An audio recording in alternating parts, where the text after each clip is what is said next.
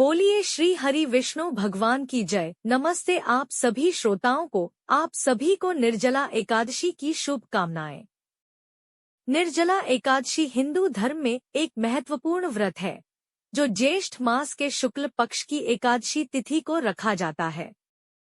इसे भीमसेनी एकादशी भी कहा जाता है क्योंकि माना जाता है कि महाभारत के पांडवों में दूसरे भाई भीमसेन ने यह व्रत किया था। इस व्रत में जल का भी सेवन नहीं किया जाता, इसलिए इसे निर्जला एकादशी कहते हैं। निर्जला एकादशी की कथा बहुत महत्वपूर्ण और प्रेरणादायक है। यह कथा विशेष रूप से भीमसेन के जीवन से जुड़ी है। आइए इस कथा को विस्तार से जानते हैं। निर्जला एकादशी की कथा।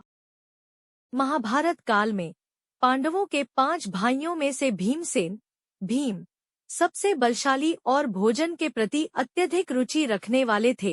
पांडवों में दूसरे भाई भीमसेन को खाने पीने का अत्यधिक शौक था और अपनी भूख को नियंत्रित करने में सक्षम नहीं थे। इसी कारण वह एकादशी व्रत को नहीं कर पाते थे, क्योंकि एकादशी व्रत के दौरान भोजन का त्याग आवश्यक होता है।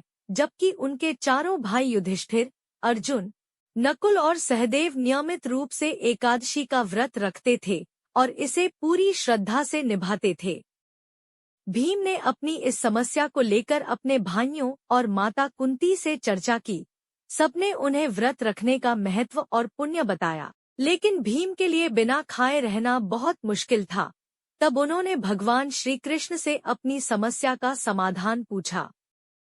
भगवान श्री कृष्ण ने भीमसेन को बताया कि एकादशी व्रत करने से सभी पापों का नाश होता है और मनुष्य को मोक्ष की प्राप्ति होती है। परंतु भीम ने कहा कि वह इतने सारे व्रत नहीं रख सकते। तब भगवान श्री कृष्ण ने उन्हें एक विशेष व्रत के बारे में बताया, जिसे निर्जला एकादशी कहा जाता है। भगवान श्री कृष्ण ने भीमसेन को समझाया कि यदि वे वर्ष भर की सभी एकादशियों का पुण्य एक ही दिन में प्राप्त करना चाहते हैं, तो उन्हें ज्येष्ठ मास के शुक्ल पक्ष की एकादशी को निर्जल, बिना जल के व्रत रखना होगा। इस व्रत को करने से वर्ष भर की सभी एकादशियों का फल मिलता है। भीमसेन ने इस व्रत को करने का संकल्प लिया। उन्होंने उस दिन बिना अन्न और जल के व्रत रखा और भगवान विष्णु की आराधना की। भीमसेन के इस कठिन व्रत को देखकर भगवान विष्णु अत्यंत प्रसन्न हुए और उन्हें आशीर्वाद दिया कि इस व्रत के प्रभाव से वे सभी पापों से मुक्त होंगे और अंत में मोक्ष प्राप्त करेंगे। इस प्रकार भीमसेन ने निर्जला एकादशी का व्रत किया और इसे सफलतापूर्वक पूरा किया। तभी से यह व्रत भीमसेनी एकादशी के नाम से भी प्रसिद्ध हुआ। इस व्रत का पालन करने वाले भक्तों को भगवान विष्णु का विशेष आशीर्वाद प्राप्त होता है और सभी एकादशियों का पुण्य फल मिलता है। व्रत की महत्ता। निर्जला एकादशी का व्रत बहुत कठिन माना जाता है क्योंकि इसमें जल का भी सेवन नहीं किया जाता।